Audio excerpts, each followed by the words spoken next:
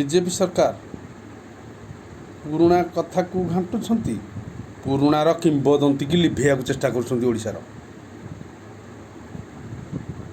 नहीं लिभे पार कारण कहियार अर्थ जो मुंड पिछा 5 किलो किए करथिला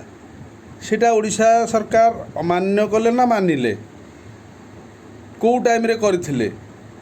कौ डेट मान्यवर मैडम को प्रणाम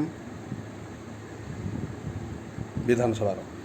एवं मुख्यमंत्री को स्वादिष्ट प्रणाम कौ डेट रे हितला 5 किलो लाखे आटा किए करथिला हे ऑर्डरटा किए देथिला ओडिशा सरकार ना सेंट्रल सरकार हेतले किए थिले मोदी जी बोधे विरोध रे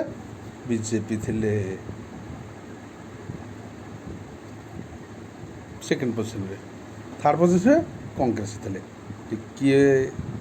कथा रिव्यू करेंगे कि विधानसभा जय जगन्नाथ।